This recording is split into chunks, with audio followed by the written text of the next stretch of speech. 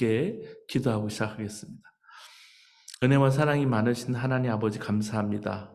오늘 데살로니가 전후서를 함께 하면서 우리에게 말씀하시는 성령님을 성경 말씀을 통해서 듣게 되기를 원합니다. 하나님 말씀을 맛보며 체험할 때 성령 하나 우리에게 기름 부으셔서 우리를 향하신 하나님의 부르심이 무엇인지, 우리 삶에 다가오는 여러 가지 고난과 역경을 통한 하나님의 뜻이 무엇인지 분별할 수 있는 지혜를 우리 모두에게 허락하여 주시옵소서. 감사하고 예수님의 이름으로 기도드립니다. 아멘.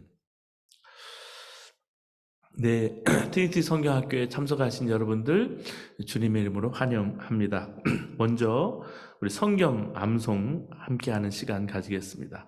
데살로니가 전서 5장 1절에서 2절까지의 말씀입니다. 데살로니가 전서 5장 1절에서 2절까지의 말씀 함께하겠습니다. 형제들아, 때와 시기에 관하여는 너에게 쓸 것이 없음은 주의 날이 밤에 도둑같이 이를 줄을 너희 자신이 자세히 알기 때문이라. 우리가 데살로니가 전서 후서를 우리 함께 공부할 텐데, 먼저 데살로니가 전서를 우리가 볼 때 한 가지 알아둘 필요가 있는 게 있습니다. 이 편지를 쓴 저자가 세 사람이라는 사실이에요. 오늘 데살로니가 전서 1장 1절을 한번 보실까요? 바울과 실로아노와 디모데는 하나님 아버지와 주 예수 그리스도 안에 있는 데살로니가인의 교회에 편지하노니 은혜와 평강이 너에게 있을지어다.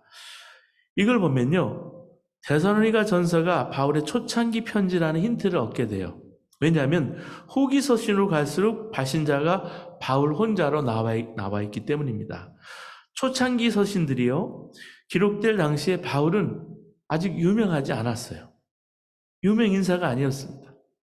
아직 모든 교회에서 바울의 사도적인 권위가 인정받지 못하고 있던 때였습니다. 그래서 아마도 이미 독자들에게 이름이 알려진 실로아노와 디모데의 힘을 빌어서 바울이 그들과 함께 공동 발신자가 되어서 편지를 발송하게 된 것이 아닐까, 그렇게 생각돼요.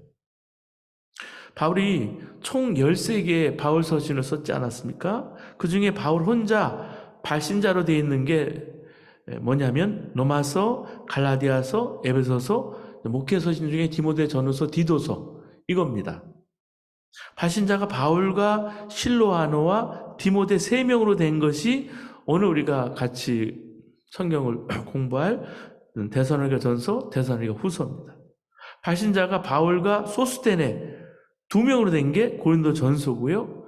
발신자가 바울과 디모데 2명으로 된 게 고린도 후서, 골로새서, 빌립보서, 빌레몬서예요. 그래서 크게 봐서 바울의 초기 서신은 여러 명이 함께 발신자로 되어 있고요.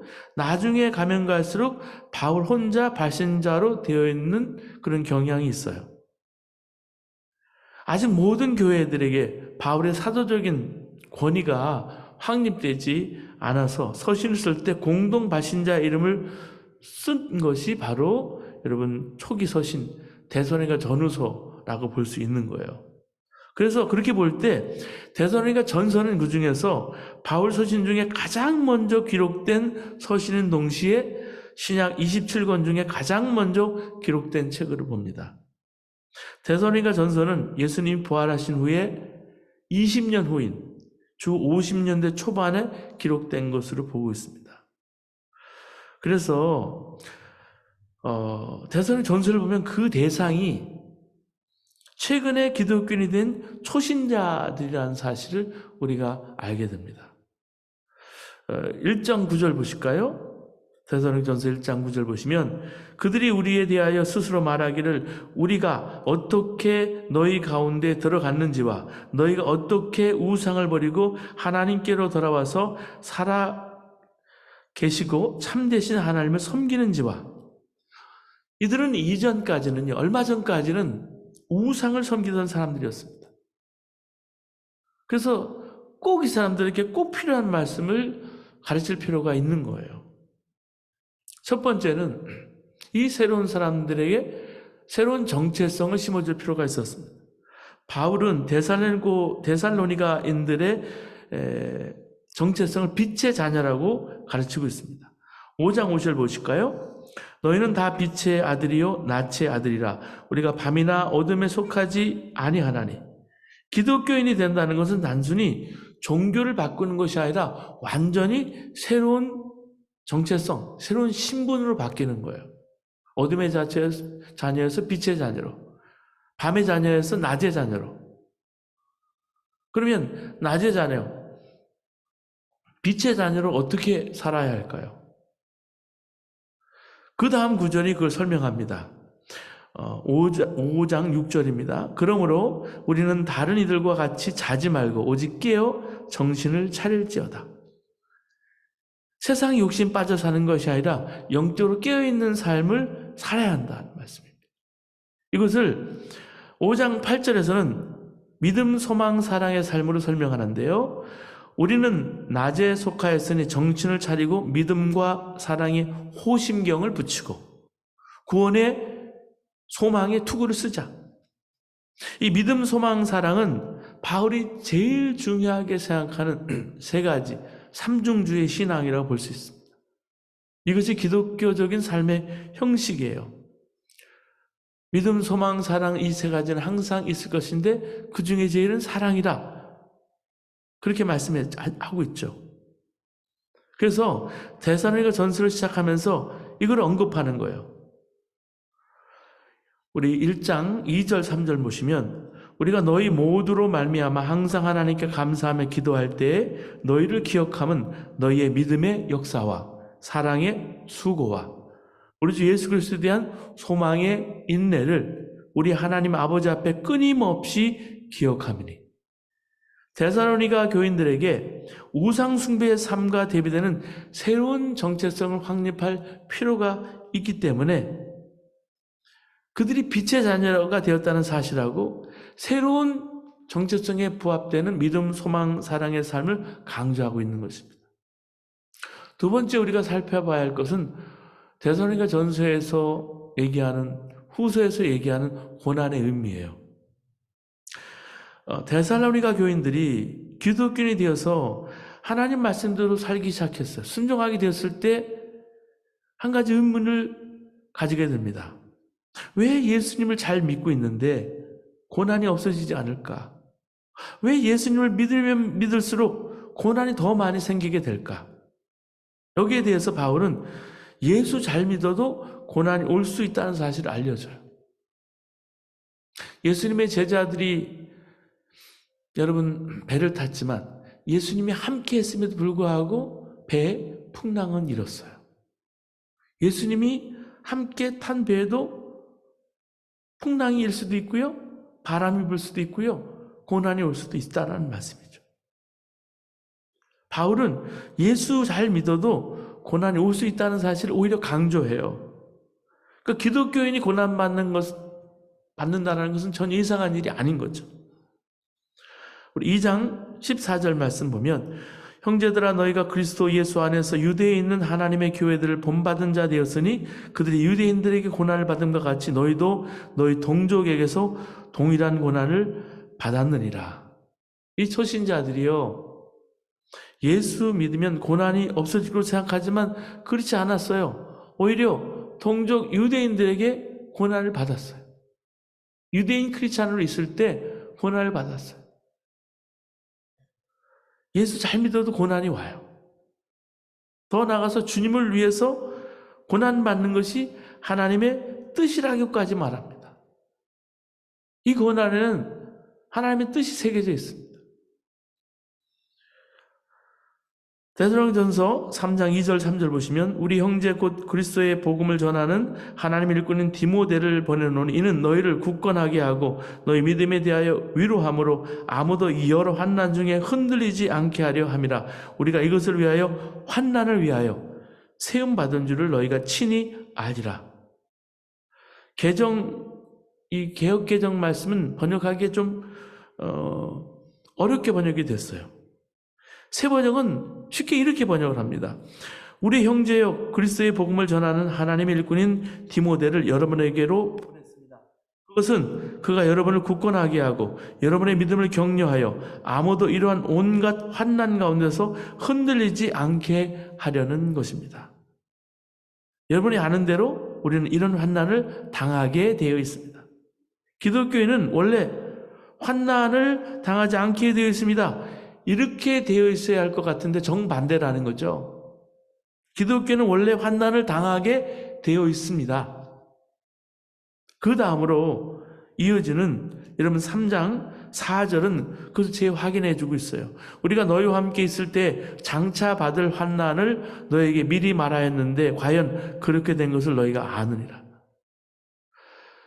예수 믿는 사람은 하나님 주신 평안으로 가득 찰 것 같아요. 근데요, 이건 오해하기가 쉬운 거예요. 예수 믿으면 그때로부터 모든 환난과 어려움이 사라지고 세상적인 복만 내리는 것으로 오해할 수 있다는 말씀이에요. 성경은 그런 식의 복을 가르친 적이 없습니다. 성경에서 말하는 복은 상황과 조건과 상관이 없는 복이에요. 환난 가운데서 항상 기뻐하고 항상 감사할 수 있는 복이에요. 이것이 데살로니가 전후서에 흐르고 있어요. 고난 가운데서도 하늘의 평안을 누리는 그런 복이에요. 오히려 예수 잘 믿으면 고난이 더 많이 오기 마련인데 그럴 때 하나님은 더 큰 하늘의 평안으로 채우신다는 말씀. 골이 깊을수록 하나님이 성령으로 은혜로 채워주시는 것이 많은 거예요. 영적인 복으로 채워주시는 거예요. 데살로니가 교회는 여러분 어떻게 해서 이렇게 고난에도 성숙한 수준에 이르게 되었을까요?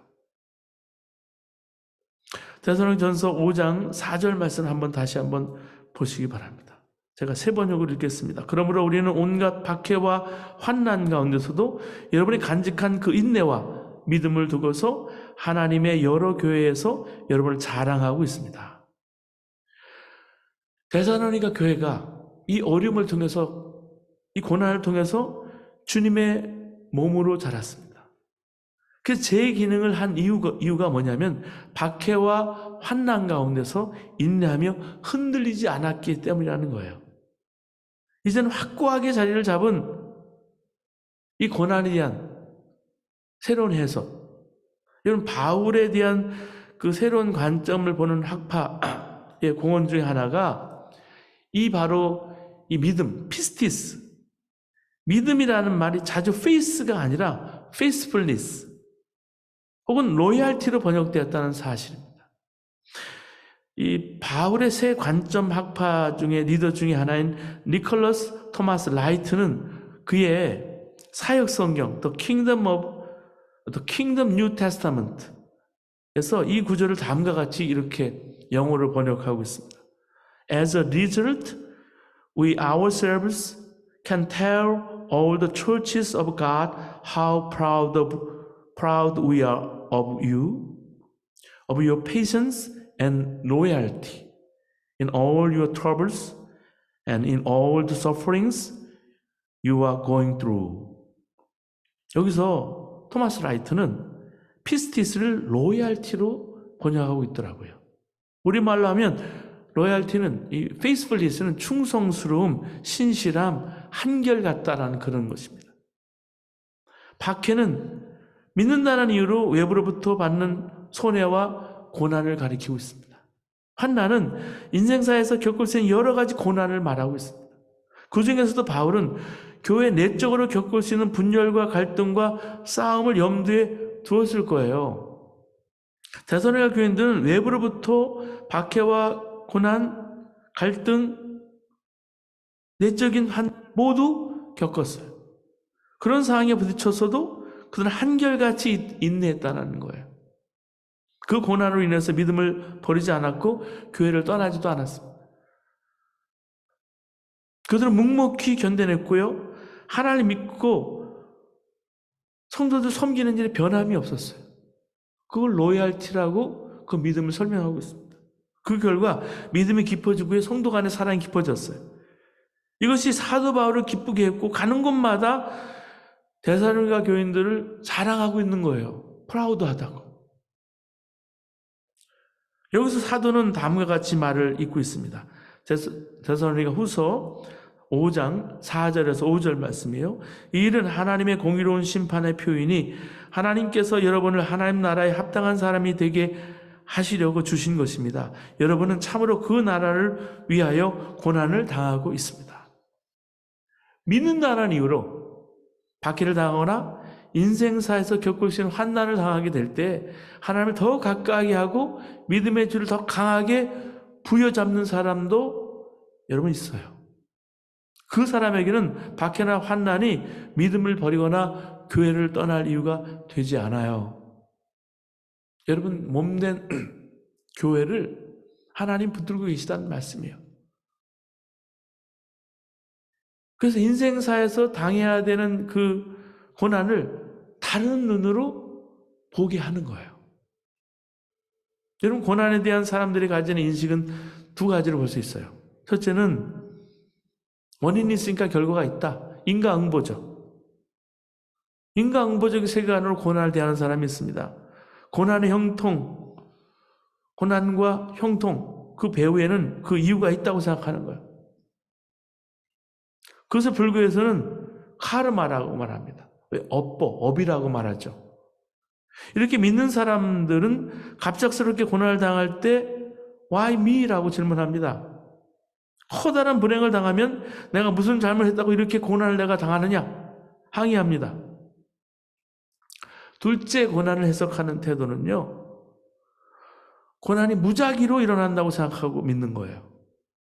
모든 것이 우연히 일어나는 사건과 사고라고 이런 경우는 그렇게 봐요. 거기에는 어떤 원리도 법칙도 없습니다. 인생사에 커다란 고난을 당하는 것은 재수가 없는 거예요. 재수에 옴붙은 거예요. 최선의 방책은 그런 화를 당하지 않기를 바랄 뿐이고요. 그런 화를 입을 때는 그냥 체념하고 받아들일 수밖에 없다고 생각하는 거예요. 여러분, 크리스찬은 믿는 견해가 달라요. 세계관이 달라요. 성서는 이 세상이 인류의 죄로 인해서 깨어졌고요. 사람들은 모두 상처를 입은 존재라고 봅니다. 그렇기 때문에 사고와 불행은 많은 경우 무작위로 일어납니다. 의로운 사람이 이유 없이 고난을 당할 수도 있고요. 악한 사람이 승승장구하는 것도 우리는 세상에서 많이 봐요. 그런 점에서 체념적인 세계관과 가까워 보입니다. 하지만 성서는 인간이 당하는 고난 배후에는 하나님이 분명히 계시다고 믿습니다. 고난이 무작위로 우연히 일어나는 것처럼 그렇게 보이지만 우리로서는 이해할 수 없는 차원에서 하나님이 일하고 계신 거예요. 우리는 우리의 시간과 공간의 차원에서 환경과 조건을 보지만 하나님은 공간을 뛰어넘으신 하나님이세요. 세상에 일어나는 여러 가지 고난과 어려움, 재난을 우리가 바라볼 때 여러분 그 고난의 배후에는 하나님 분명히 역사하고 계시다는 사실을 우리가 그래서 알게 되는 거예요. 하나님이 왜 이렇게 좋은 사람을 하나님 위해서 헌신하는 사람 일찍 데려가시지? 우리는 몰라요. 근데 그 고난 배후에는 하나님의 뜻이 있어요. 때로는 하나님이 고난을 주시기도 하고 때로는 그분은 우리가 당하는 고난에 함께 하시기도 하고 때로는 그분은 우리가 당한 고난을 변모시키기도 하십니다. 박해와 환난을 당할 이유가 없는 것으로 따지면 우리의 주님은 인류 역사에서 태어난 모든 사람 중에 최고이지 않습니까? 예수님이야말로 털끌만한 고난도 받을 이유가 없는 분이에요. 그런데 예수님은 인류의 모든 죄값을 짊어지시고 고난의 왕이 되셨습니다. 그리고 당신의 제자들을 그 고난의 길로 초청하셨어요. 예수님은 십자가에 달려서 우리의 죄값을 치르셔서 우리를 하나님의 자녀로 회복시켜 주셨습니다. 그런데 그것은 우리를 고난이 없는 낙원으로 살게 하려고 하신 것이 아니라 하나님의 설계도가 이 땅에서 낙원을 살게 하려고 하신 것이 아니라 고난을 당신처럼 대면하며 살게 하시는 것이었습니다. 고난을 피하는 것이 아니라 기쁨으로 고난을 품고 변모시키기를 기대하신 거예요. 그래서 예수님은 제자들에게 말씀하십니다. 나를 따라오려는 사람은 자기 일을 부인하고 자기 십자가를 지고 나를 따라오너라. 마가복음 8장 34절의 말씀이에요. 예수님이 제자가 된다는 것은 그렇기 때문에 고난을 피하는 것이 아니라 더 많은 고난을 짊어지는 것입니다. 사랑하는 여러분, 우리 앞에는 환난이 있을 것입니다. 박해도 있을 것이고요, 고난도 있을 거예요. 지금 제가 섬기는 교단은 여러 가지 어려운 문제가 있습니다. 교단에 아무 문제가 없고 교회에 아무 문제가 없다고 하는 일마다 정말 일마다 잘 돼서 승수하고 장구하면 얼마나 좋을까요? 그런 법은 없습니다. 깨어진 세상에서 상처난 인간들이 얽혀 사는 세상입니다. 그런 인생인데 어찌 문제가 없고 고난이 없겠어요? 그러니 고난이 올 때 두려워하지 마세요. 어떤 일이 일어나서 내 발목을 잡을까? 염려하지 마세요. 앞으로 내 삶에, 교회에, 교단에 어떤 변화가 올까? 두려워하지 마세요. 알 수 없는 미래에 대해서 어떤 태도를 가지고 살아야 하는지 하나님이 우리에게 주시는 말씀이 그때그때 있어요. 교단의 어려운 문제 때문에 특별총회가 시카고에서 있었는데 그 시카고에서 어느 목사님이 이 말씀을 하는데 제가 마음속에 큰 은혜를 받은 말씀이 있어요. 요즘은 한국어로 목회하는 목사님들보다 영어로 목회하는 목사님들이 참 많은데 그때 이 말씀을 하셨어요. What happens, happens.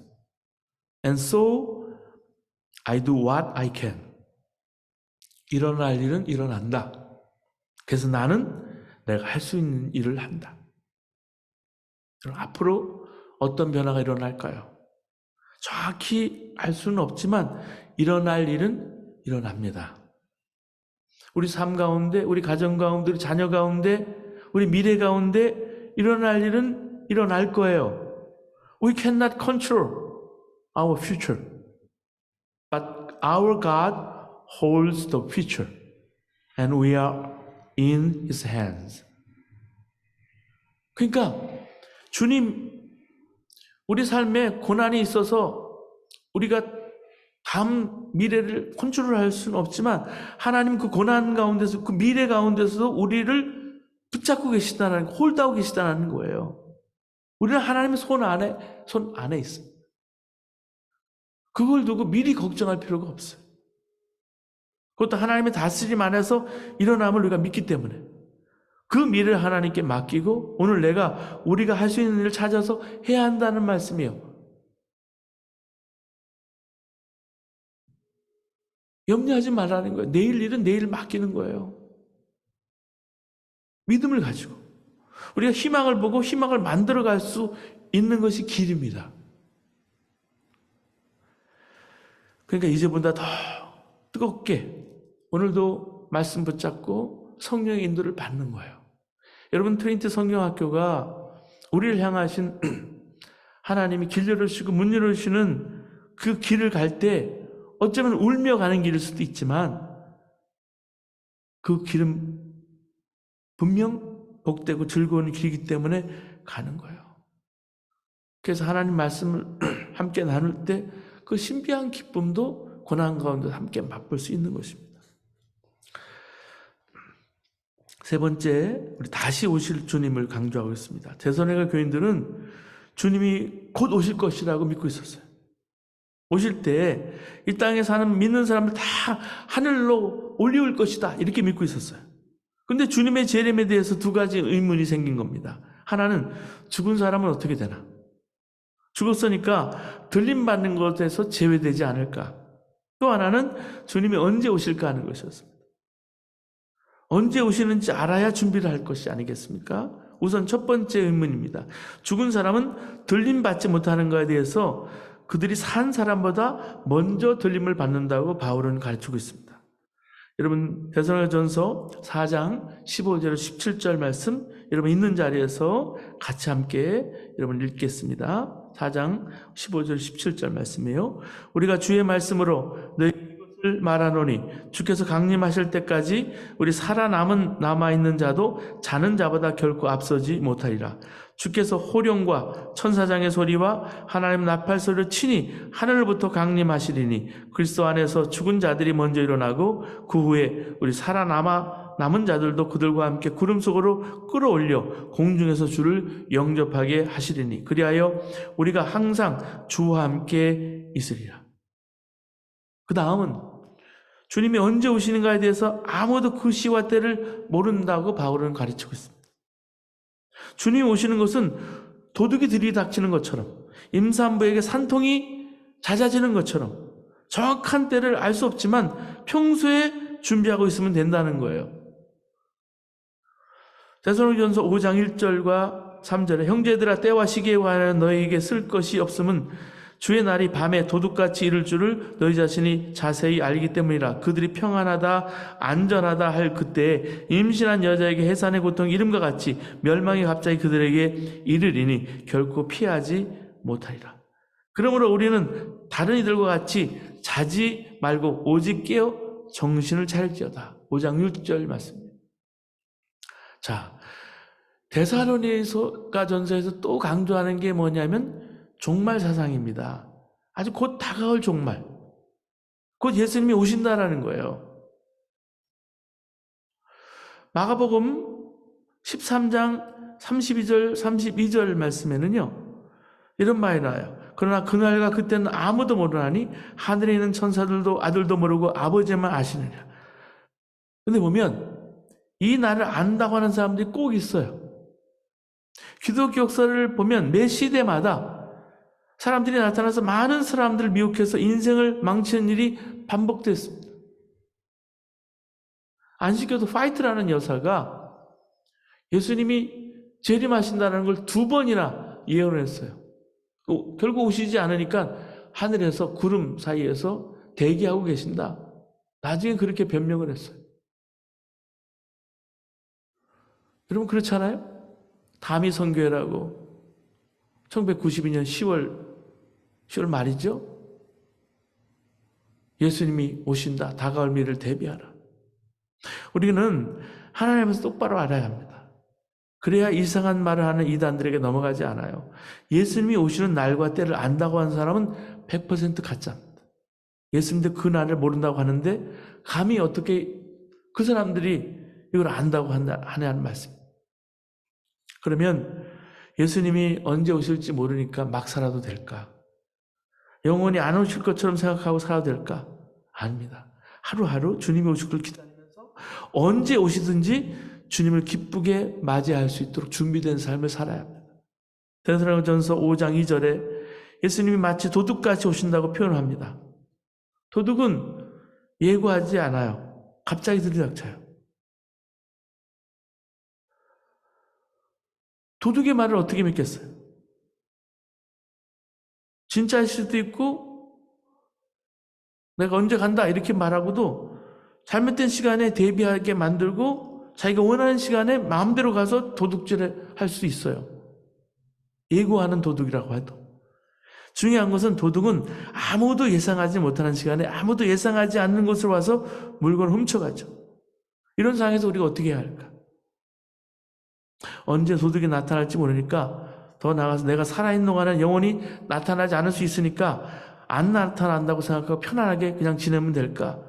평소에 문 단속 철저히 하고 평소에 도둑에게 침범할 빈틈을 주지 않도록 안전하게 집안 단속을 하며 살아야 되는 거죠. 마찬가지로 예수님의 재림을 기다리는 신자는요. 평소에 깨어 있으면 되는 거예요. 평소에 빛 가운데 살면 되는 거예요. 그래서 5장 5절에서 6절에 너희는 다 빛의 아들이요 낫의 아들이라. 우리가 밤이나 어둠에 속하지 아니하나니 그러므로 우리는 다른 이들과 같이 자지 말고 오직 깨어 정신을 차릴지어다. 깨어서 정신 차리라는 말씀이에요. 여러분 자신에게 솔직히 한번 물어보세요. 여러분들이 어떤 상태에 있을 때 예수님이 오시면 좋을까? 내가 깨끗하게 하고 있을 때 목욕탕에서 목욕하고 예수님이 오셨으면 좋겠다. 식당에서 친구들과 갈비를 먹을 때 예수님이 오셨으면 좋을까요? 아니면 집에서 잠을 자고 있을 때, 아니면 교회 와 나서 성경 공부를 하고 있거나 기도하고 있을 때, 많은 분들이 교회와 관련된, 선교와 관련된, 사역에 관련된 일을 하는 동안 예수님이 오시면 좋겠다고 생각을 하죠. 근데 이건 정상이 아닙니다. 우리가 제대로 된 믿는 사람이라면 장소가 전혀 상관이 없어요. 왜냐하면 평소에 준비되어 있기 때문에. 평소에 준비된 사람은 예수님이 언제 오시든지 어디에 오시든지 관심이 없습니다. 현재 내가 제대로 신앙생활 하는지를 아는 좋은 방법은 예수님이 나에게 언제 오셨으면 좋을까 진지하게 생각하는 거예요. 언제라도 좋다. 나는 준비되어 있으니까. 여러분, 이렇게 데살로니가 전서는 주 50년경에 기록된 최초의 서신이기 때문에 당시 신자들이 예수님의 임박한 재림에 대해서 상당히 기대를 했습니다. 그러나 20년이 지난 후에 이 기록된 데살로니가 후서는 상황이 많이 달라졌어요. 여러 가지 민족적 비극을 겪고요. 예를 들어서 주 70년에 디도 장군으로 인해서 예루살렘 멸망하는 사건이 있었죠. 이미 주님의 날이 왔다고 사람들이 그렇게 말하는 사람이 생겨나서 교회에 문제도 일으켰어요. 예수님 말씀 중에 주님의 날이 임하기 전에 큰 환난이 온다고 했는데 현재 자기들 눈으로 보는 민족적인 환난이 왔으니까 이미 주님의 날이 임했거나 아니면 내일 모레 임할 것으로 오해하는 사람들이 있었습니다. 이들은 사실이 아닌 걸 가지고 사람들에게 공포 분위기를 조성하기도 했고요. 정반대로 이제는 예수님 오실 것이니까 더 이상 일할 필요가 없다. 게으름을 조장하기도 했습니다. 이미 세상이 끝났는데 무슨 더 말을 할 필요가 있느냐는 거죠. 여기에 대해서 바울은 아직 주의 날이 오지 않았기 때문에 일하기 싫은 사람은 먹지도 말라까지도 교훈했습니다. 올바로 예수님의 재림을 기다리는 사람은 하나님 나라에 합당한 삶을 살 것을 관심을 가지고요. 일상생활 중에 주님을 맞이할 준비를 하는 거예요. 그래서 데살로니가 전서 후서를 간단히 종합하면 데살로니가 전서는 신약 성서 중에 가장 먼저 기록된 서신으로 막 이방 종교에서 기독교로 개종한 초신자들을 대상으로 하고 있기 때문에 그런 상황에서 생기는 문제를 다루었습니다. 빛의 자녀라는 새로운 정체성과 그에 합당한 믿음, 소망, 사랑의 삶을 강조했고요. 그리스도인도 고난받는 사실을 설명했고요. 주님의 재림을 맞이하기 위해서는 평소에 영적으로 깨어있어야 한다는 걸 강조했습니다. 한편 데살로니가 후서는 20여 년이 지난 후에 생기는 문제들을 다루었습니다. 이미 주님의 날이 임했다고 주장하면서 사람들이 신앙에서 탈선했습니다. 일도 하지 않았고요. 게으름 피우는 사람 생겼어요. 여기에 대해서 아직 주님의 날은 오지 않았고 일하기 싫은 사람은 먹지도 말라라는 지침을 주었습니다. 자, 그러면 신앙생활은 어떻게 해야 될까? 그 기본 단계에 대해서 데살로니가 전서 2장 1절에서 12절은 다루고 있습니다. 어떻게 하면 신앙생활을 잘할 수 있을까? 성경적인 원리를 첫 번째 하나님 부르심에 대한 확신으로 봤습니다. 그 부르심에 확신이 있어야 한다는 말씀이에요. 데살로니가 전서 2장 4절에 우리가 오직 하나님께 옳게 여김을 입어 복음을 위탁받았으니 신앙생활을 제대로 하려고 하면 사탄이 반드시 공격합니다. 이때 이걸 극복하기 위해서는 하나님이 나를 하나님의 자녀로 삼아주시고 사명을 맡겨주셨다는 사실, 이 확신이 필요합니다. 이 확신이 흔들리면 사탄의 공격에 넘어가는 거예요. 데살로니가전서 2장 2절에 보면 바울이 빌립보에서 복음을 전하다가 고난과 능욕을 많이 당했지만 그 후에 데살로니가에 넘어와서는 복음 전을 포기하거나 방법을 바꾸지 않고 오히려 심한 싸움 중에 하나님 복음을 더욱 열심히 전했다고 말하고 있습니다. 왜냐하면 그는 하나님께서 복음 전도의 사명을 주셨다고 확신했기 때문입니다. 다시 말해서 자신이 그리스도의 복음을 전하는 것은 사람의 뜻이나 의지가 아니라 하나님이 그렇게 하라고 사명을 맡겨주셨기 때문에 전혀 두려워할 필요가 없다라는 말씀입니다. 하나님께서 바울을 인정하시고 그에게 사명을 맡겨주셨다는 확신, 그 확신이 바울이 사역을 충실하게 감당할 수 있는 기초를 놓아준 거예요. 사랑하는 여러분, 하나님이 우리 각자에게 주신 부르심이 있어요. 그 부르심이 있어야 흔들리지 않고요, 기초가 튼튼하게 서서 우리가 신앙생활을 할 수 있다는 말씀이에요.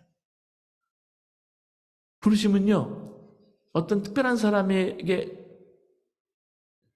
하는 것이 아니라 모든 믿는 사람들에게 주신 것입니다. 바울이나 12제자 같은 그런 사도들에게만 준 사명이 아니고요, 주님을 영접한 모든 크리스찬들에게 사명이 있는 거예요. 그래서 사도행전 1장 8절은 이렇게 말합니다. 오직 성령이 너에게 임하시면 너희가 권능을 받고 예루살렘과 온 유다와 사마리아와 땅끝까지 이르러 내 증인이 되리라. 그러니까 성령이 임한 모든 그리스도인들은 증인인 거예요. 증인이 되는 사명을 받은 겁니다. 또 마태복음 5장 12절 13절을 보면 너희는 세상의 소금이라, 너희는 세상의 빛이라. 어두운 세상의 빛이 되는 사명, 부패한 세상의 소금이 되는 사명을 맡은 사람이 믿는 사람들이에요. 목회자나 선교사나 사역자들만이 아니라 보통 그리스도인들이 다 그런 부르심을 받은 거라는 말씀이에요. 증인이 되라고 부르시고 빛이 되라고 소금이 되라고 부르셨어요. 이런 부르심에 대한 확신이 있을 때 세상 파도에 휩쓸리지 않습니다. 또 두 번째, 분명한 신앙의 목표에 대해서 여러분 신앙생활 할 때 이게 가장 중요하다고 말씀드리고 있는 거예요. 바울이 바로 그 목표를 가지고 살았습니다. 2장 3절과 4절에 우리의 권면은 간사함이나 부정에서 나는 것이 아니요 속임수로 하는 것이 아니라 우리가 이와 같이 말함은 사람을 기쁘게 하려 함이 아니요 오직 우리 마음을 감찰하시는 하나님을 기쁘시게 하려 함이라. 2장 6절에 또한 우리는 너희에게서든지 다른 이에게서든지 사람에게서는 영광을 구하지 아니하였노라. 현재 미국이나 한국에서 순회하면서 여행하면서 활동하는 전도자들이 있습니다. 근데 그들 중에 일부는 사기꾼들이란 얘기예요.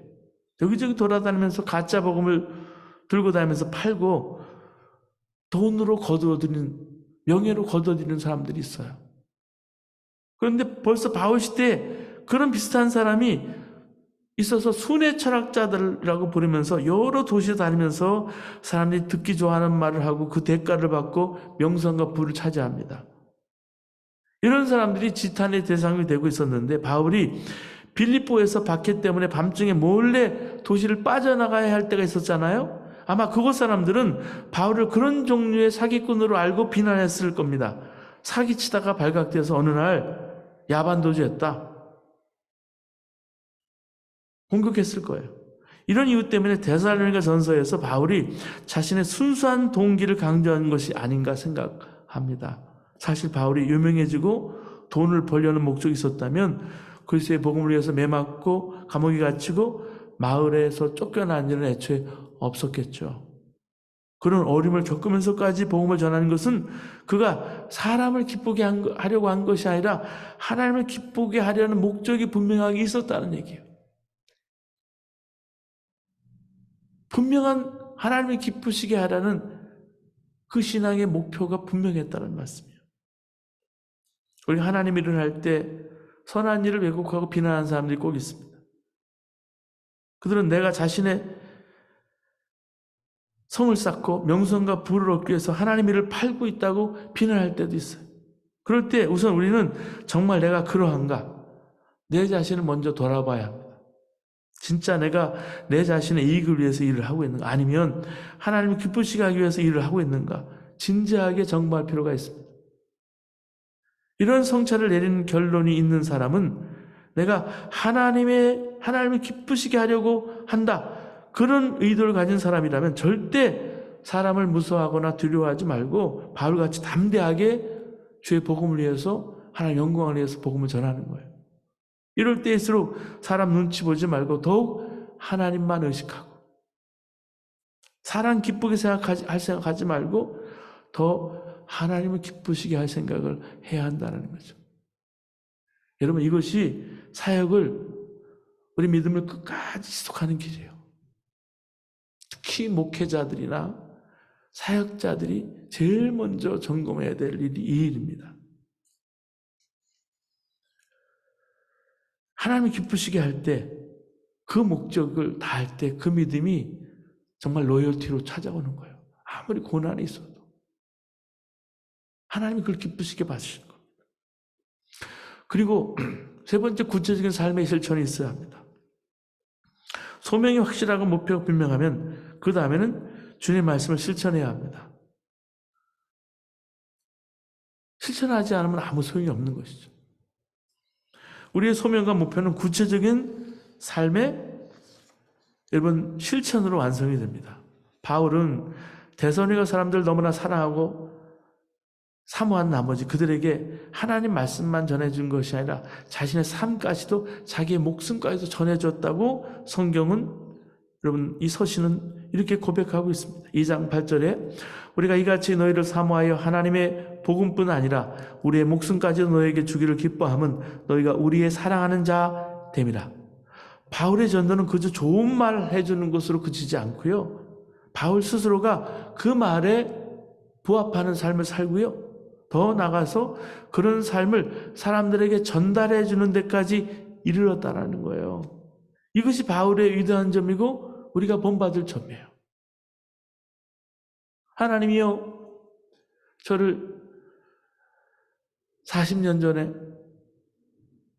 신학하라고 부르셨는데, 하나님이 제게, 여러분, 신학생으로 또 청장년 때 하나님 부르신 그 소명, 꿈이 있는데 그 꿈을 정말 30년, 40년을 가지고 복음 전하려고, 실천하려고 할 때 하나님이 하나님 영광을 위해서 일하려고 할 때 내가 하는 것이 아니고, 이건 하나님이 하셨구나. 사람이 드러나는 것이 아니라 하나님 영광이 드러나는구나. 이걸 철저히 저도 깨닫게 하셨어요. 우리가 우리에게 부르신 부름을 가지고, 우리 삶을 가지고 하나님께 얼마나 쓰임을 받을 수 있을까 한번 여러분 생각해 보시기 바랍니다. 바울은 데살로니가전서 2장 7절 이하에 자신이 구체적으로 어떻게 그리스도의 복음을 전했는지 설명을 해주고 있습니다. 2장 7절 말씀 보시면요, 어머니가 자녀를 사랑한 것 같이 아버지가 자녀 훈육학한 것 같이 데살로니가 교인을 대한 거예요. 우리는 그리스도의 사도로서 마땅히 권위를 주장할 수 없으나 도리어 너희 가운데서 유순한 자가 되어 유모가 자기 자녀를 기름과 같이 하였고, 2장 11절에 너희도 아는 바와 같이 우리가 너희 각 사람에게 아버지가 자기 자녀에게 하듯 권면하고 위로하고 경계하였으니. 또 9절을 보면요, 바울이 그들에게 사도로서 마땅히 부양받을 권리가 있지만 그들의 상을 고려해서 자신이 밤낮으로 일을 하며 수고함으로 그들의 재정적인 부담을 덜어주었다라고 말하고 있습니다. 텐트 메이킹 사역을 한 거죠.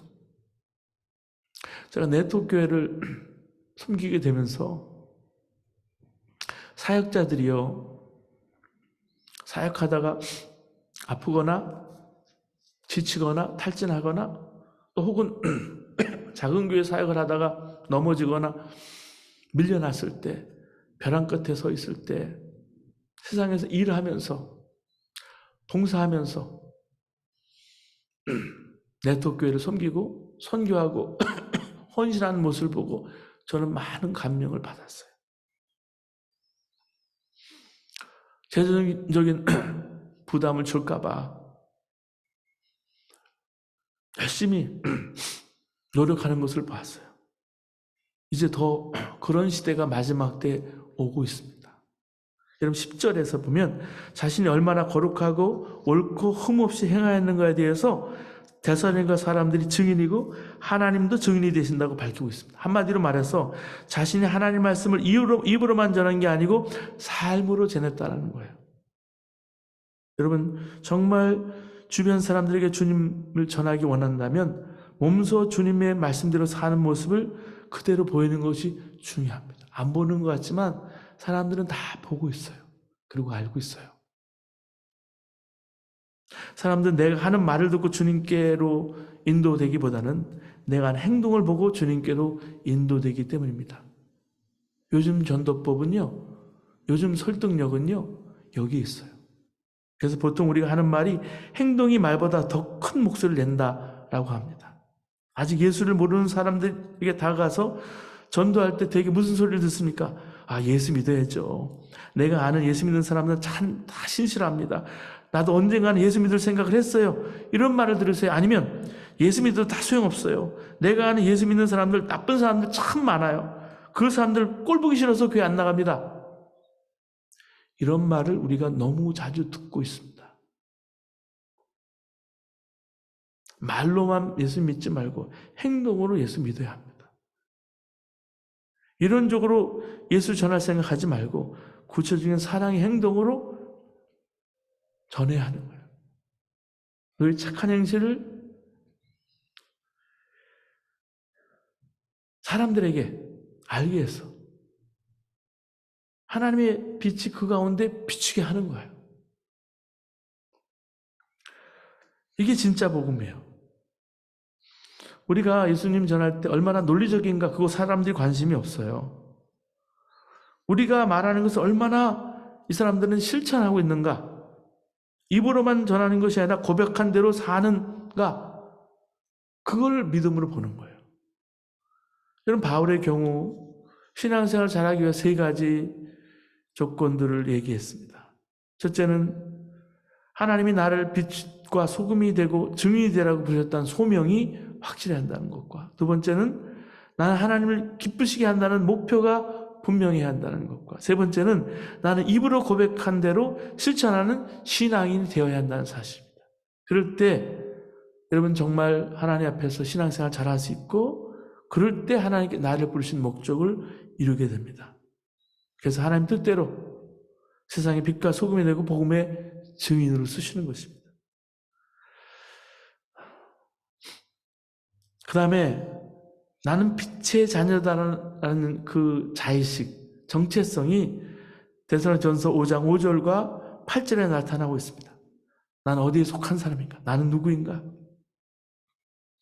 어떻게 대답하느냐에 따라 행동이 달라지죠. 자신이 어둠에 속했다는 사람은 결국 어둠의 일을 하고요, 자신이 스스로 빛에 속했다고 믿는 사람은 결국 빛의 일을 하게 됩니다. 둘 다 시간 문제라는 얘기예요. 처음에는 별반 차이가 없어 보여도요, 마지막에 가서는 완벽하게 극과 극이 되는 거예요. 데살로니가전서 5장 5절은 소속을 분명히 말해줍니다. 우리는 누구인가? 우리는 빛에 속한 사람이다. 빛의 자녀이다. 어느 세미나 강사가 재밌는 실험을 했죠. 이 실험을 80년대에 제가 섬기던 교회 김선도 목사님이 100불짜리 지폐를 가지고 설명한 적이 있어서 기억이 아직도 생생해요. 청중이 보는 앞에서 자기 지갑에 100달러짜리 지폐를 한 신사가 꺼냈습니다. 은행에서 막 찍어낸 빳빳한 돈이에요. 그는 이 100불짜리 지폐를 흔들면서 청중들에게 이렇게 말합니다. 여러분, 이거 보이시죠? 100불짜리 지폐입니다. 이거 원하는 분 있으세요? 원하는 사람 손 들어보세요. 그러자 많은 사람들이 이곳에 손을 들었어요. 이 모습을 보면서 그 세미나 강사 갑자기 이 새 돈 100불짜리를 막 구겨댔어요. 그 구겨진 돈을 들고서 청중에게 다시 묻습니다. 제가 이렇게 돈을 구겼는데 좀 보기 안 좋죠? 이거라도 갖기 원하시는 분은 손을 들어보세요. 그러자 모든 사람이 손을 들었습니다. 이번에는 그 구겨진 손을 바닥에 떨어뜨린 거는 구두발로 짓이겼어요. 밟았어요. 먼지 묻은 지폐, 지저분한 돈이 되었어요. 세미나 강사가 이 지폐를 손에 집어들고 또 물었습니다. 이 지폐가 이렇게 더러워졌는데 이거라도 갖기 원하시는 분이 있을까요? 손을 들어보시죠. 손을 든 사람의 숫자가 변했을까? 똑같았다라는 말씀이죠. 왜 사람들은 구겨지고 더러운 돈을 원할까? 외형적으로 구겨지고 더러워져서 100불짜리라는 그 가치에는 변함이 없었기 때문이라는 말씀이죠. 여러분, 하나님이 우리를 하나님의 자녀로 삼으셨어요. 우리를 부르셨고요, 빛의 자녀로 삼아주셨어요. 내 자신이 돌아볼 때 세상에 힘들게 살 때 외형적으로는 많이 상처나고 구겨질 수 있죠. 여기저기 더러운 것이 묻어날 수 있죠. 창피할 수 있죠. 어떤 분들은 비록 사람들의 눈에 안 보이지만 하나님 보기에는 부끄러운 죄를 너무 많이 지어서 하나님 앞에 얼굴 들고 다닐 수 없을 만큼 쉐임한 분들도 있을 수 있죠. 근데 우리가 예수님 영접하고 하나님 아들, 딸이 되면 아무리 외형적으로 구겨지고 더러워지고 하나님 눈에는 그랬을지라도 가치에는 변함이 없다는 사실. 나는 여전히 하나님이 사랑하는 아들과 딸이고 독생자 예수 그리스도의 핏값으로 사신 예수님 짤이 아주 귀중한 존재들인 거죠. 이걸 알게 되면 행동이 달라집니다. 죄를 지어도 죄 가운데 머물지 않고 다시 나옵니다. 절망하게 되어도 그 안에 머물지 않고 다시 일어섭니다. 왜냐하면 난 원래 그런 사람이기 때문에. 여러분 어떨까요? 빛의 자녀라는 분명한 자기 정체성이 있으십니까? 아무리 교회 오래 다녀도 빛의 자녀라는 자의식이 흔들리는 사람, 그래서 스스로 어둠에 속했다고 믿는 사람들은 결국 어둠에 굴복하게 되어 있습니다. 이런 사람은 사탄에 대항해서 싸움을 시작하기 전부터 벌써 진 사람이 되는 거예요. 스스로 어둠에 속한 사람이니까 절대 어둠에서 벗어날 수 없다, 그렇게 포기해요. 그런데 빛에 속했다고 믿는 사람은 결국 어둠을 극복하고 빛으로 나아갑니다. 현재는 내가 지금 어둠에 살고 있는지는 모르지만 언젠가는 이 문제를 해결하고 빛으로 나아간다는 희망을 버리지 않습니다. 이렇게 희망을 버리지 않으면 하나님은 절대 나를 포기하지 않으세요. 버리지 않으십니다. 내가 어둠의 세력을 극복하지 못한 이유가 뭔지 아십니까? 희망을 버렸기 때문에. 내가 희망을 버리지 않고 계속 갈등하고 투쟁하면 하나님도 우리 안에서 우리를 계속 싸워주시는 거예요. 하나님도 나를 포기하지 않는데 왜 내가 나를 포기할까요? 여러분, 누가복음 15장에 보면 탕자 이야기가 나옵니다. 탕자가 돌아올 때 빛 가운데 나온 거예요. 말할 수 없는 부끄러운 모습이 있었지만 그대로 드러냈습니다. 그때 아버지는 돌아오는 것만으로도 기뻐하고 자녀의 지혜를 회복시켜주고 잔치까지 벌였습니다. 그런데 동생에게 잔치를 베푸는 그 아버지를 보고 큰아들의 마음이 뒤집어져 버렸어요. 아버지에게 격하게 항의합니다. 큰아들이 이처럼 화를 낸 것은 자신은 잘못한 게 하나도 없다는 사실 때문에 그랬습니다. 그런데 지금 아버지의 말을 가장 힘들게 하는 사람은 큰아들이에요. 큰아들의 문제는 빛 가운데 나오지 못한 거예요. 자신을 볼 수 있는 눈이 없었어요. 만약 누군가가 큰아들에게 당신의 잘못도 크다 말했다면 멱살 잡고 난리를 폈을 거예요. 우리는 여러분 육신을 가지고 삽니다. 그렇기 때문에 죄의 유혹, 충동에서 벗어날 수가 없어요. 예수 그리스도 안에 거듭났어도 여전히 죄성이 남아있어요. 육신이 있기 때문에. 그런 우리에게 하나님은 다른 거 요구하지 않으세요. 그 죄를 인정하라고, 고백하라고. 여러분, 죄 가운데 있는 것은 어둠에 있는 것이지만 내가 빛으로 나오는 것은, 창피하다 빛으로 나오는 것은 고백하는 거예요. 그동안 우리는 숨기는데 급급했습니다. 숨기고 누르고 억누르고 살았습니다. 한국 정서는 더 그래요. 유교적인 전통은 항상 숨기고 누르고 감춥니다. 그래서 한국 사람들에게 체면은 얼마나 중요한지 몰라요. 속은 어떻게 되든지 간에 사람들 보는 앞에서 자신을 반듯하게 꾸며야 합니다. 그러니까요, 반듯하게 꾸며야 되니까 명품도 좋아하고요, 내가 어디 사는가도 중요하고요, 내가 무슨 직분인가도 중요하고요, 성형을 한다 할지라도 내가 남에게 어떻게 보이느냐 이게 중요한 거예요. 그런데 예수님 믿고도 여전히 그 수준에 머물고 있다면 큰일입니다. 여전히 숨기고 누르고 감추고 삽니다. 다른 사람이 자신에 대해서 알면 큰일 난다고 생각하고요, 다른 사람이 알면 큰일 날 것을 가지고 살아가고 있어요. 그러니까 교우들과의 관계도 한계가 있을 수밖에 없습니다. 자기 속을 알면 큰일 나며 자기 실상을 알면 안 되는 거예요. 언제까지 이렇게 살까요? 정말 하나님과 친밀한 교제를 원한다면 자신의 삶과 마음을 공개하고 살 결단을 해야 합니다. 주님이 이미 우리 안에 와 계십니다. 더 이상 부끄럽다고 감춘다고 해결되어진 상황이 아니에요. 그런데도 우리는 참 어리석게 숨기고 살아요. 감추고 살아요. 정말 예수를 믿고 살려면 속마음도 드러내고 살 결단을 해야 하는 거예요. 그래서 빛의 자녀라고 말하고 있는 거예요. 천국은 다 드러나 있는 상태에서 하나님 영원히 사는 거예요. 여기서 안 되면 천국은 없습니다. 그러면 나는 빛의 자녀라는 자의식만 있으면 자동적으로 빛의 자녀가 될까? 빛의 일을 할까? 아무 노력하지 않고 그냥 놀고 먹으면 될까? 아닙니다. 하나님이 하실 부분이 있고요. 내가 해야 할 부분이 따로 있어요. 웨슬리는 이것을 신인 협동설이라고 얘기했는데요. 하나님이 내게 부어주시는 선제적인 먼저 주시는 은혜, 은총이 있으면 그 은총에 내가 응답함을 하는 내가 책임지는 삶을 살아야 한다는 말씀이에요.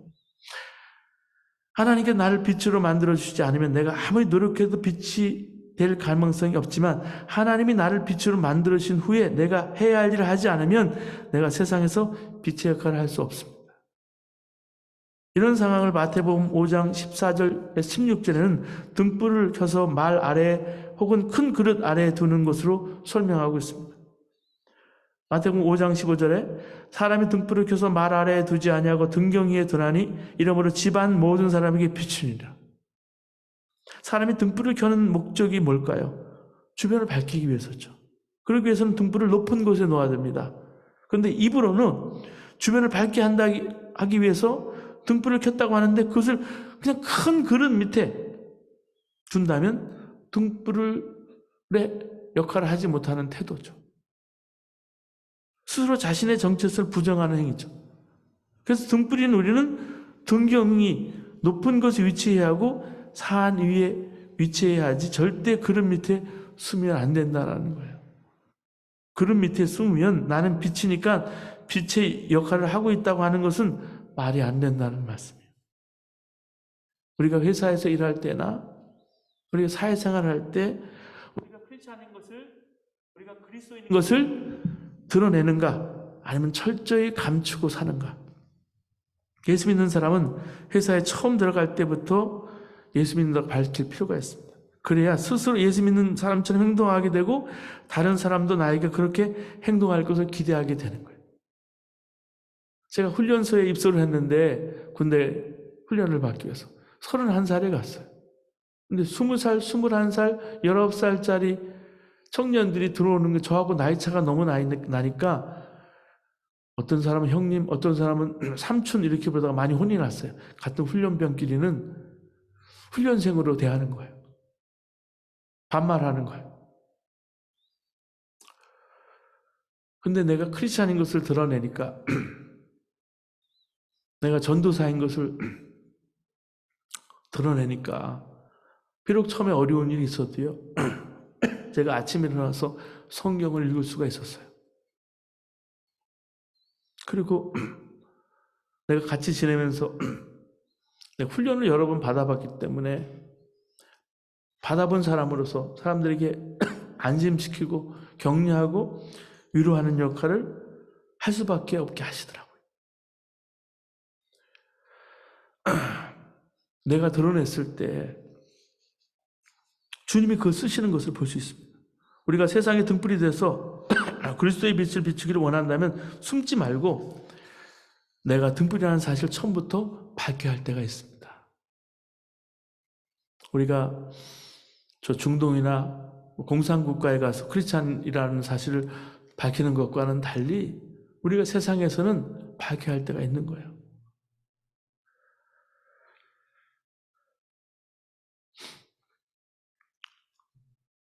여러분, 우리가 하나님 말씀을 하나님의 기준대로 여러분 알고서 빛에 속한 사람으로서 빛의 역할을 감당함으로써 적극적으로 여러분 크리스천의 자의식을 가지고 살아가는 저와 여러분 되기를 바랍니다. 자, 네 번째, 하나님 믿음과 우리의 믿음을 데살로니가전서와 후서를 읽어보면 우리가 알 수 있습니다. 근데 데살로니가 교회를 보면은요, 참 모범적인 교회라는 생각이 들어요. 왜냐하면 예수 믿은 지 오래되지 않은 초기 공동체잖아요. 그런 교회인데 바울이 보기엔 너무 모범적인 거예요. 어떤 교회인지 몇 구절만 보면 더 잘 알 수 있습니다. 데살로니가전서 1장 2절 3절을 다시 한번 보실까요? 우리가 너희 모두로 말미암아 항상 하나님께 감사하며 기도할 때 너희를 기억하면 너희의 믿음의 역사와 사랑의 수고와 우리 주 예수 그리스도에 대한 소망의 인내를 우리 하나님 아버지 앞에 끊임없이 기억함이니. 이 교회는 믿음과 소망과 사랑의 모범이 되는 교회라는 뜻입니다. 1장 8절 말씀 보시면 주의 말씀이 너희에게로부터 마게도냐와 아가에만 들릴 뿐 아니라 하나님을 향하는 너희 믿음의 소문이 각처에 퍼졌으므로 우리는 아무 말도 할 것이 없노라. 자, 믿음 신앙 시작한 지 얼마 되지 않았는데도 벌써 주님을 본받는 교회가 돼서 다른 교회 소문이 자자하게 날 정도였습니다. 이러므로 우리가 하나님께 끊임없이 감사함으로 너희가 우리에게 들은 바 하나님의 말씀을 받을 때 사람의 말로 받지 아니하고 하나님의 말씀으로 받음이니 진실로 그러하도다. 2장 13절 말씀이에요. 하나님 말씀을 받는 태도도 너무나 모범적이어서 바울이 이들을 생각하면 감사 기도밖에 나오지 않는다는 말씀이에요. 제가 지난 주간에 꽃제교회라는 곳을 방문했습니다. 8시부터 여러분 기도회가 있었는데 예수인 기도회라고 하는데 그 기도회 아이들이 여러분 5살, 6살, 7살, 8살 되는 아이들이요 한 30명이 나와서 앉아서 찬양을 하고 같이 기도하고 말씀 듣고 끝까지 9시 반까지 그렇게 하는 걸 봤어요. 제가 말씀을 전하면서 참 은혜도 받고 충격도 받았어요. 청소년들이요 율동을 하고 하나님 찬양하고 함께 기도하고 말씀을 받는데 아멘 하고 받는 거예요. 그 태도를 보고 깜짝 놀랐어요. 모범적인 것이죠. 여러분 그랬다는 말씀이에요. 우리의 소망이나 기쁨이나 자랑의 멸관이 무엇이냐? 그가 강림하실 때 우리 주 예수 앞에 너희가 아니냐? 너희는 우리의 영광이요 기쁨이니라. 2장 19절 20절 말씀이에요. 데살로니가 후서 1장 4절도 같은 내용입니다. 그러므로 너희가 견디고 있는 모든 박해와 환난 중에서 너희 인내와 믿음으로 말미암아 하나님의 여러 교회에서 우리가 친히 자랑하노라. 데살로니가 교회는 정말 바울이 자랑하고 싶은 1등 교회인 거죠. 이 정도면 만족해도 될 만한데 이제부터 정말 긴 여행을 위해서는 크루즈 컨트롤하고 가면 되지 않을까? 근데 그렇지 않았습니다. 신앙인의 목표는 한 지점에서 정체해서는 안 되고 완전을 향해서 그리스도인의 완전을 향해서 계속해서 나아가는 것입니다. 그래서 데살로니가 전서는 그들의 목표가 어딘지 분명하게 이야기해 주고 있습니다. 데살로니가 전서 3장 13절 말씀입니다. 너희 마음을 굳건하게 하시고 우리 주 예수께서 그의 모든 성도와 함께 강림하실 때에 하나님 우리 아버지 앞에서 거룩함에 흠이 없게 하시기를 원하노라. 하나님 앞에서 거룩함에 흠이 없게 하기를 원한다. 거룩하고 흠이 없는 상태, 심한 요구일까? 하나님의 뜻은 이것이 너희의 거룩함이라. 내가 완전하니 너희도 완전하라. 내가 거룩하니 너희도 거룩하라. 하나님의 뜻인 거예요. 거룩함이. 그리고 뒤이어서 5장 16절 18절에 항상 기뻐하라 쉬지 말고 기도하라 범사에 감사하라. 이것이 그리스도 예수 안에서 너희를 향하신 하나님의 뜻이라고 얘기해 주고 있습니다. 어떻게 항상 기뻐해요? 어떻게 쉬지 않고 기도해요? 어떻게 범사에 감사해요? 이게 처음에는 이 말씀이 납득이 되지 않는 말씀이에요. 추수감사주일이 다음 주일인데 올해 내게 무슨 감사가 있을까? 한번 생각해 보세요. 묵상해 보세요. 모든 게 감사하다. 그리 아니할지라도 감사하다.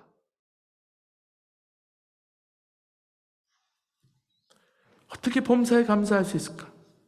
그리고 감사도 논리적으로 할 수 있어요. 돈 많이 벌어서 감사하다. 병 고침 받아서 감사하다. 집 사서 감사하다. 자녀가 좋은 대학 들어가서 감사하다. 근데 구원받은 성도는 감사가 다릅니다. 모든 게 감사하다. 이유는 엄청난 복을 받았기 때문에. 여러분, 흔히 죽을 병에 걸린 사람이 건강을 되찾아서 태어나는 날 파란 하늘이 보이니까 너무너무 감사하고, 길 옆에 풀들이 살아있는 게 감사하고, 길에 부딪히는 사람조차 감사하다는 말을 합니다. 이 사람이 감사한 것은 죽을 병에서 살았다는 엄청난 감사 때문에 모든 게 감사한 거죠. 예수 믿는 사람에게도 이 같은 변화가 일어납니다. 평생 열등감 속에, 좌절감 속에 살았는데 자신이 하나님의 형상대로 지음받은 거룩한 존귀한 존재가 되었다는 사실을 깨달았을 때 감사가 터져 나오는 거예요. 무거운 죄책감 속에 살았는데 그 모든 죄가 예수님 십자가의 은혜로 다 용서를 받았다는 것을 깨닫게 되었을 때 감사가 터져 나오는 거예요. 철저히 자아중심, 죄의 종로로 타고 살았는데 옛사람이 예수와 함께 십자가에 못 박아 이미 죽었다는 사실을 알고 이제는 주 예수님이 주인이신 삶을 살게 되었을 때 감사가 터져 나오는 거예요. 여러분, 항상 기뻐하는 것, 쉬지 않고 기도하는 것, 내가 범사에 감사하는 것, 어떤 조건 때문에 기뻐하고 기도하고 감사하는 것이 아니고요. 언제 어디서나 감사하고 기쁨이고 기도인 거예요. 오직 기도만 하고 오직 기뻐하고 오직 감사하면 하면 사는 사람이 되는 거예요. 이렇게 여러분, 우리가 이것이 하나님의 뜻이라고 얘기해 주고 있습니다. 데살로니가전서 5장 23절 24절은 평강의 하나님이 친히 너희를 온전히 거룩하게 하시고 또 너희의 온 영과 혼과 몸이 우리 주 예수 그리스도께서 강림하실 때 흠없게 보존되기를 원하노라. 너희를 부르신 이는 미쁘시니 그가 또한 이루시리라. 데살로니가 교인들의 목표가 어딜까요? 완전 성화입니다. 하나님의 뜻, 하나님이 그들에게 가지고 있는 기대치가 뭐냐면 그들이 온전한 거룩함에 이르러서 항상 기뻐하고 쉬지 말고 기도하고 범사에 감사하는 사람이 되는 거예요. 이게 가능할까? 심한 게 아닐까? 그렇지 않아요. 현재 교인들의 상태를 보면 절대 그 완전 성화에 이를 수 없죠. 그렇게 보이지만 하나님은 그렇게 될 수 있다라고 우리를 그렇게 봐주시는 거예요. 믿어주시는 거예요. 우리가 믿는다라는 동사를 사용할 때 하나님 믿을 때 우리가 믿는다는 동사를 사용하죠. 근데 하나님도 우리를 믿는다는 말을 사용할 때 이 말을 쓰시는 거예요. 우리만 하나님 믿는 게 아니라 하나님도 우리를 믿으시는 거예요. 정말 믿음이 대단하신 분이죠. 매일매일 넘어지고 쓰러지고 자빠지는 우리를 믿어주시는 거예요. 우리가 예수 안에 거하면 조금 죄 짓는 횟수가 줄고 죄의 강도가 줄 것을 믿으실 뿐만 아니라 언젠가 우리가 하나님의 완전 성화, 주님처럼 하나님처럼 닮아가기를 이르는 데까지를 믿으시는 거예요. 믿음이 대단하신 거죠. 하나님 우리를 믿어주시는 것은 우리를 아들로 자녀 삼아주시는 것으로 연결됩니다. 그게 주기도문에 하늘에 계신 우리 아버지요. 육신의 아버지를 부르는 것과 다른 의미, 하나님을 아버지라고 부를 때 육신의 아버지보다 우리를 더 잘 아시고 더 잘 보호하시고 사랑해 주시는 아버지를 믿고서 그렇게 행세를 하라고 하시는 거예요. 예수님이 하나님의 아들로 생각하고 말하고 행동하신 것처럼 우리도 마치 내가 예수님인 양 똑같이 생각하고 예수님처럼 똑같이 말하고 행동하고 살라는 말씀입니다. 이 세상엔 두 종류의 가장이 있습니다. 하나는 나쁜 종류의 가장이 있고 하나는 좋은 종류의 가장입니다. 나쁜 종류는 진짜를 밀어내는 가짜죠. 모조품이죠. 마치 꽃이 진짜인 것처럼 조화가 진짜처럼 보이는 것처럼 진품을 밀어내는 거죠.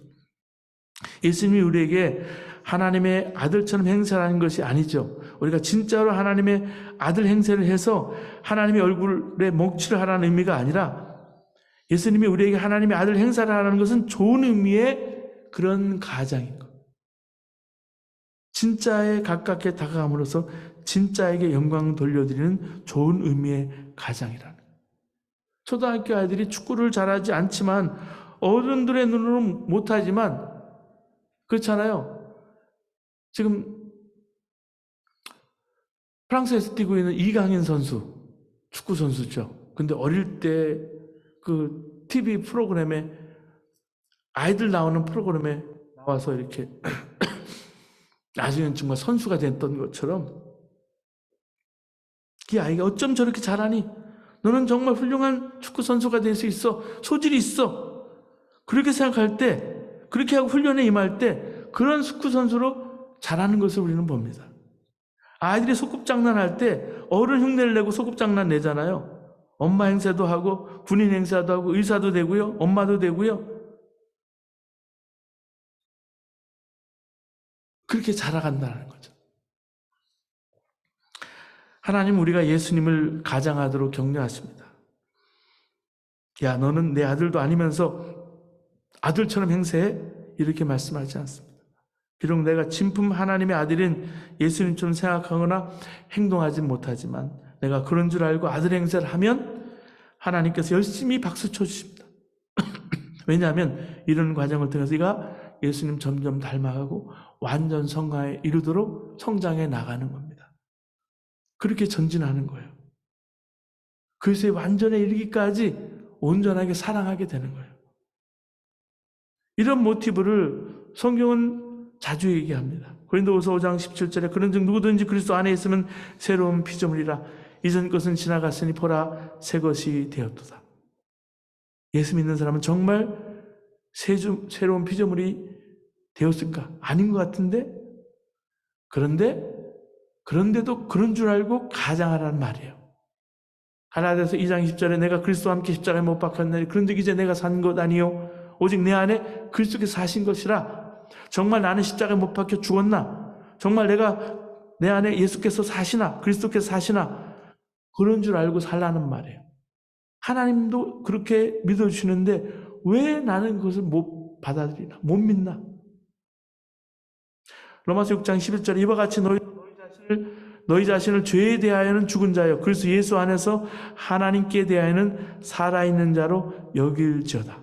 이렇게 자신을 죄에 대한 사람으로 그리스도 안에서 하나님에 대해서 살아있는 사람으로 그렇게 여길 때, 가장할 때, 그리고 가장 중요한 것은 하나님께서 나를 그렇게 믿어주실 때 정말 내가 그런 사람으로 변하는 거예요. 예수님은 내 상태를 너무나 잘 아십니다. 앞으로 내가 아무리 노력해도 안 된다는 것도 아세요. 그럼에도 나를 보고 믿어주세요. 내 인생이 50점짜리밖에 안 되는데도 야, 너는 하나님의 아들이야. 구원받은 사람이야. 내 인생이 100점이 될 수 있어. 믿어주고 격려해 주신다는 말씀이에요. 주님은 나를 믿어주시게 나에게 다시 또 기회를 주시고 또 다시 나에게 기회를 주시는 하나님이십니다. 이렇게 나를 믿어주시는 하나님의 마음을 느끼면서 완전 성화에까지 나아가시는 여러분 되시기를 바랍니다. 그리고 마지막으로 남의 일에 참견하기를 보시면 데살로니가에 보면 남의 일을 참견하는 것에 대해서 두 가지 경우를 설명합니다. 하나는 종류의 참견으로 여러분 참견한 성도라면 당연히 해야 할 일이고 또 하나는 나쁜 종류의 참견으로 성도면 하면 안 되는 일을 얘기해 주고 있습니다. 첫째, 참견해야 할 일입니다. 데살로니가전서 5장 14절 15절 보시면 또 형제들아 너희를 권면하노니 게으른 자들을 권계하며 마음이 약한 자들을 격려하며 힘이 없는 자들을 붙들어주며 모든 사람에게 오래 참으라. 삼가 누구에게든지 악으로 악을 갚지 말게 하고 서로 대하든지 모든 사람을 대하든지 항상 선으로 하라. 어떤 경우에 다른 사람의 일에 참견해야 될지 가르쳐주고 있습니다. 기독교는 두 가지 종류의 죄가 있습니다. 하나는 자기적인 죄고요. 또 다른 부자기적인 죄, 생략의 죄입니다. 우리가 해서는 안 되는 일을 예를 들어서 거짓말해서는 안 되는데 거짓말했다거나 물건 훔치지 말아야 되는데 훔쳤거나 이러면 자기적인 죄가 되는 거죠. 세상에서 자기적인 죄만 짓지만 않았어도 결백한 사람이 되죠. 세상 법정에 문제가 될 것이 없어요. 근데 자기적인 죄 말고 다른 종류의 죄, 생략의 죄도 범치 말아야 한다는 거예요. 크리스찬은요. 크리스찬은 양심상 어떤 일을 해야 하는데 무슨 이유로든지 그것을 하지 못했을 때 우리가 생략의 죄를 범한 것입니다. 예를 들어서 어떤 사람이 죄의 길에 빠지려고 할 때 그걸 보고도 가만히 있으면 생략의 죄를 범한 거예요. 짓는 거예요. 우리가 남의 일을 괜히 간섭해서 불편한 일을 당하기 싫다는 이유로 모른 척하고 지나갔는데 하나님은 그것을 죄로 간주하신다는 것입니다. 야고보서 4장 17절에 이러므로 사람이 선을 행할 줄 알고도 행치 아니하면 죄니라.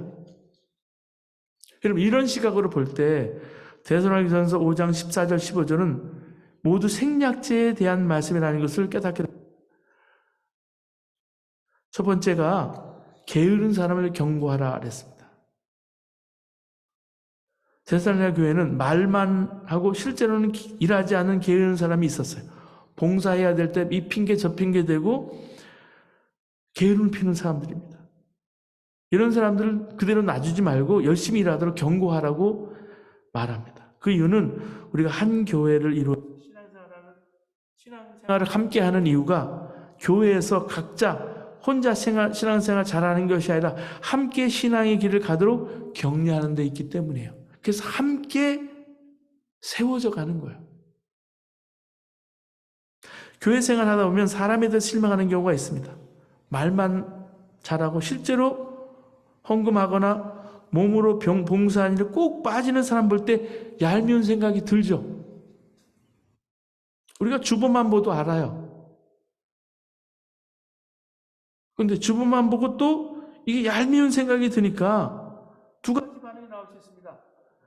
내성적인 사람의 경우는 괜히 입 바른 말을 했다가 교회에서 소란을 일으키고 그냥 내가 입 닫고 조용히 있자 하는 태도를 취할 수도 있습니다. 그런 사람 신경 쓰지 말고 내일만 잘하면 된다고 생각하는 사람도 있을 수 있어요. 반면에 성격상 그런 꼴을 못 보는 사람이 있어요. 이런 사람은 공고의 차원을 넘어서서 빈정거리거나 직접 인신공격을 하는 방법을 사용해서 교회에 큰 문제를 일으키기도 합니다.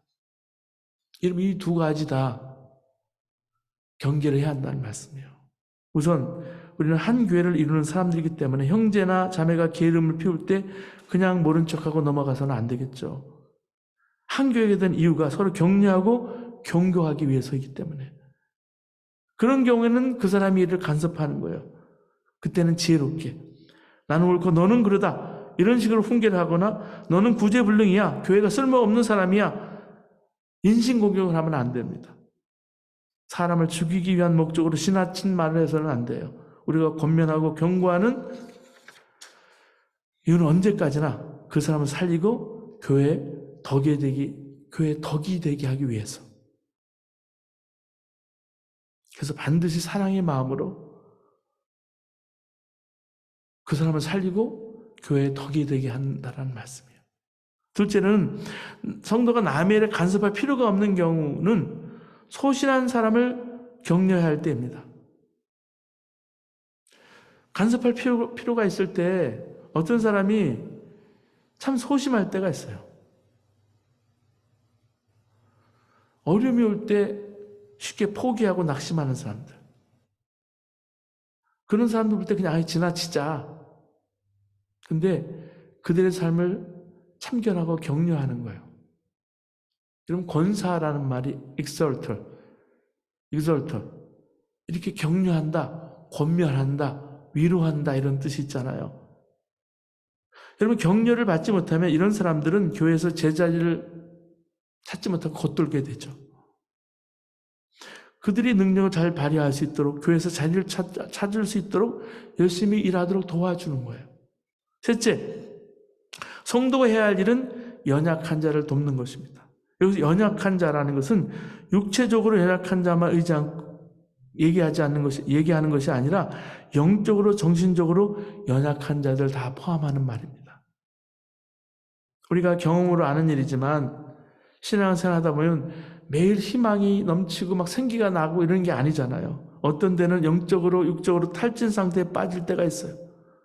손가락 하나 까딱하지 싫을 정도로 약해질 때가 있어요. 그럴 때 주변에 날 이해하고 붙어주는 사람이 있으면 힘이 되죠. 우리는 교회에서 서로 그런 일을 감당해야 합니다. 고린도전 로마서 15장 1절에 우리 강한 자가 마땅히 연약한 자의 약점을 담당해야 한다 권고하고 있고요. 갈라디아서 6장 2절에는 너희가 짐을 서로 짐으로 그리스도의 사랑의 법을 성취하라 말씀하고 있습니다. 주변에 돌아보면 힘들고 지치고 낙심하고 탈진한 사람들이 많습니다. 모른 척 지나가지 말고 위로해 주시기 바랍니다. 연약함을 함께 담당해주고 무거운 짐을 함께 져주시기를 바랍니다. 그게 그리스도의 법을 성취하는 것입니다. 넷째로 오래 참고 서로 원수 같지 않는 분위기를 만들어야 합니다. 여기서 핵심은 내가 혼자서 꾹 참고 원수를 안 갚는 태도가 아니라 서로 그렇게 할 수 있는 분위기를 만들라는 거예요. 모든 사람에게 오래 참으라. 삼가 누가 누구에게든지 악으로 악을 갚지 말고 서로 참지 못해서 원수 갚는 일이 일상인 그런 교회를 만들지 말고 서로 오래 참을 줄 알고 못된 짓 하는 사람이 있어도 최대한 원수 갚는 일을 하지 않는 아름다운 풍토가 자리 잡도록 하라는 말씀이에요. 이것은 나에게 가해지는 악을 소극적으로 피하면 되는 것이 아니라 서로 싸우고 원수 갚는 일이 생기지 않도록 내가 적극적으로 개입해 나가는 것입니다. 여러분, 교회에 여러 가지 싸움이 벌어질 때가 있죠. 싸움 붙이는 사람들이 있죠. 근데 그때 그게 아니라 이거다. 한마디만 거들면 싸움이 일어나지 않을 때 그 말을 하지 않아서 싸움을 일으키고 보고 있는 경우가 있어요. 또 쓸데없는 말을 해서 싸움을 부추기는 사람도 있어요. 없는 말을 해서 싸움을 일으키는 사람도 있어요. 이런 사람이 많으면 교회는 싸움판이 되는 거예요.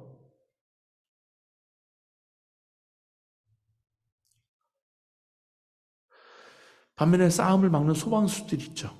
잘못된 이야기 돌 때 이게 그게 아니다, 이거다 정정해주고 싸움이 일어날 것을 미리 예상이 되죠. 왜 안 되겠어요? 예상이 될 때 미리 개입해서 싸움이 일어나지 않게 하고요. 싸움이 일어날 때 일부러 개입해서 싸움을 진정시킨 사람이 있어요.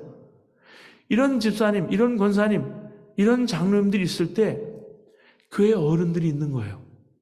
질서가 잡히게 하는 거죠. 이런 교회는 행복합니다. 부흥하게 되어 있어요.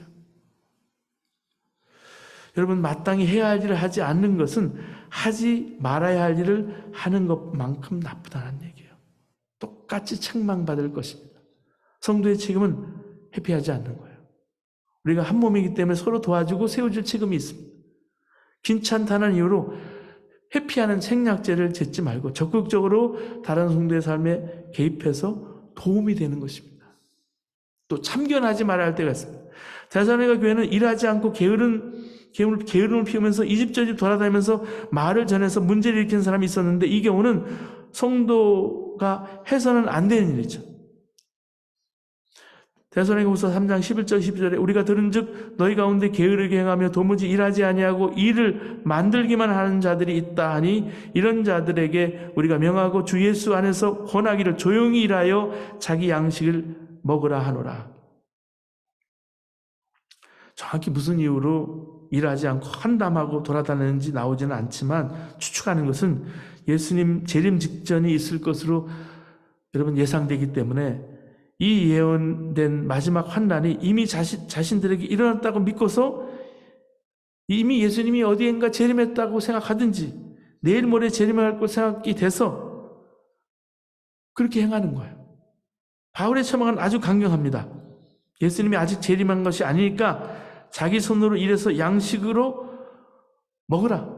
일하기 싫거든 먹지도 말라. 이걸 거부하든지 그를 멀리하고 그 사람을 지목하여 사귀지 말고 그를 부끄럽게 하라. 이렇게 말씀했습니다.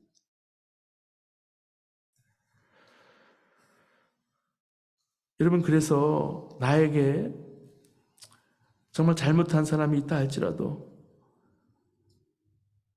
그 사람에 더 한담하거나 험담하지 말고요. 나쁜 말을 전하지 말고 하나님 앞에 책임 있는 성숙한 신자로 살라는 거예요. 마음과 생각과 입의 말과 행동이 모두 하나님 마음에 부합하시는 여러분 되시기를 주님의 이름으로 바랍니다. 우리 함께 기도하시겠습니다.